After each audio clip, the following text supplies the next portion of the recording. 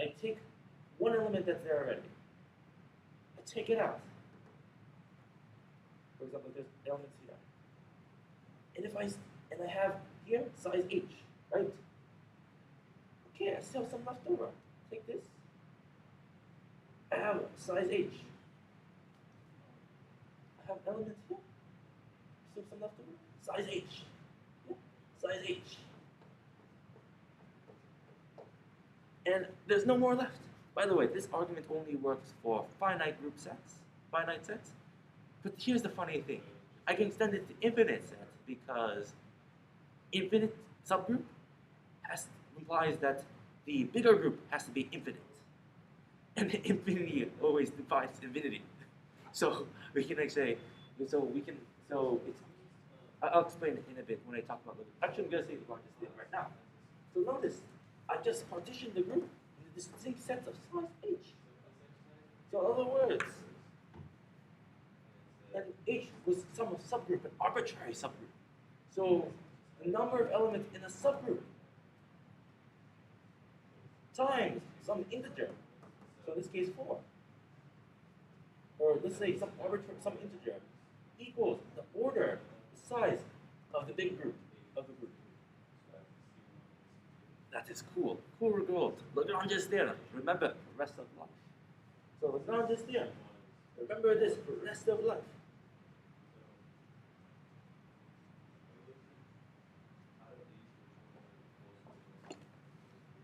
And once again, remember my comment, infinity defines infinity. So we can extend it from finite groups. That argument relied on it being finite, but we can extend it to infinite groups. Oops, I said finite groups. You know what I mean, extend it to infinite groups. So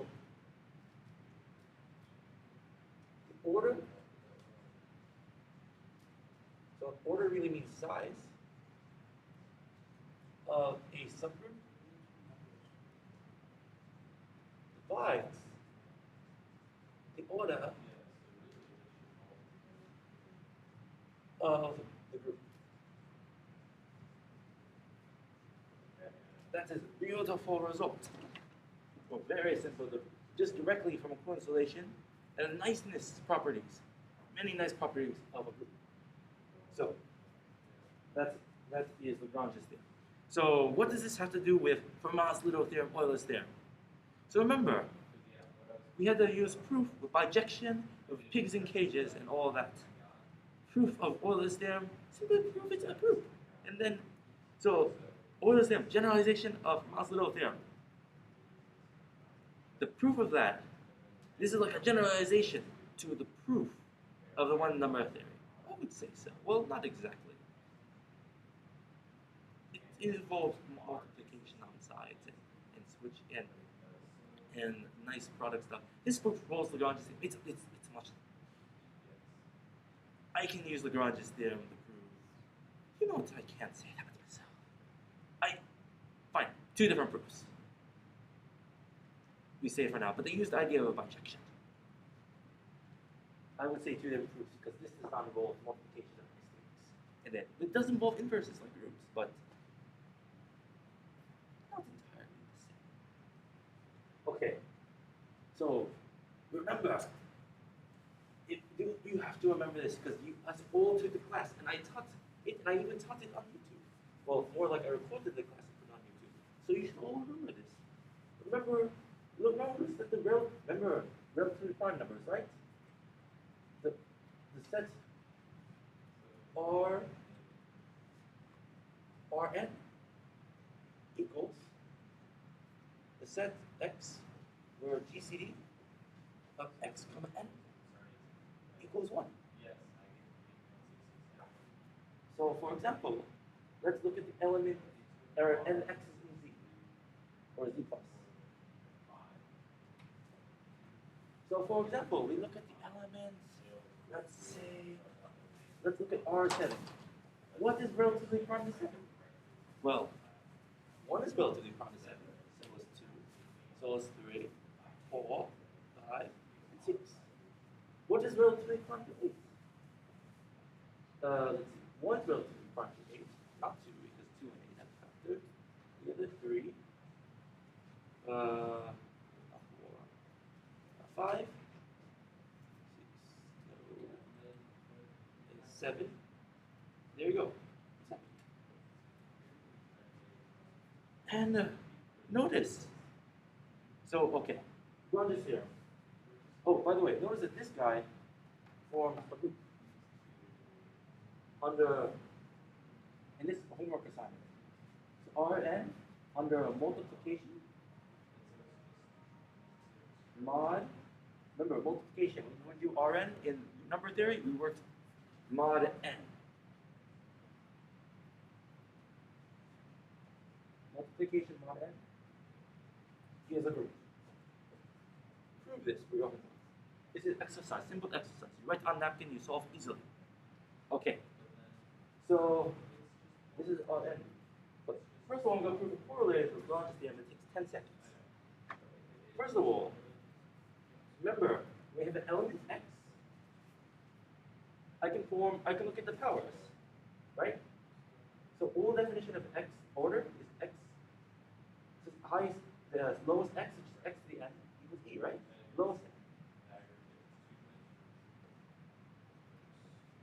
So, but here's the thing. The set x, x to the 1, x2, up to xn, and xn is just e.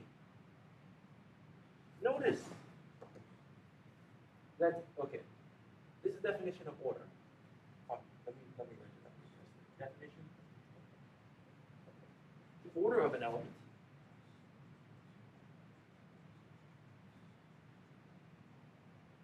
is the least n such that x to the n, by the way, these positive n, I'm sorry, these positive n, such that x to the n equals e. So for example, negative 1 times negative 1 equals 1. Example? So it's just 1, 5. Under multiplication, in R, comma multiplication, negative 1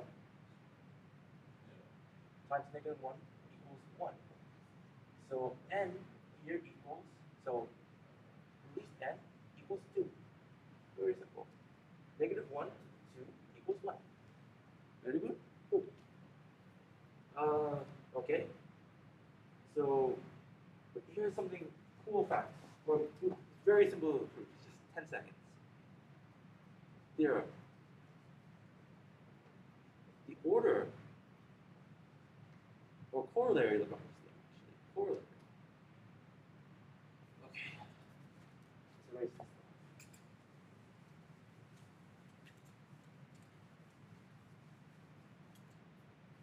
So corollary. The order of an element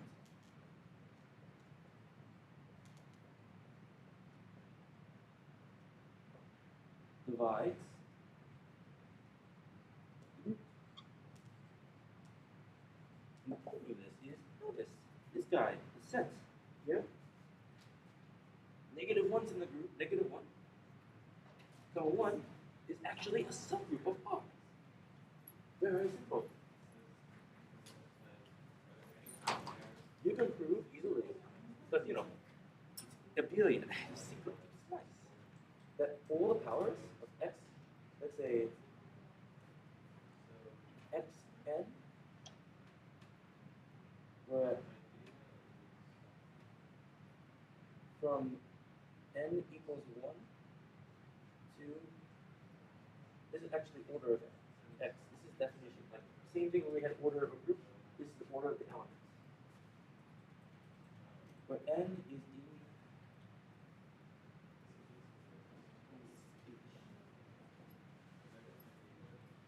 it's a subgroup. And it's linear equals.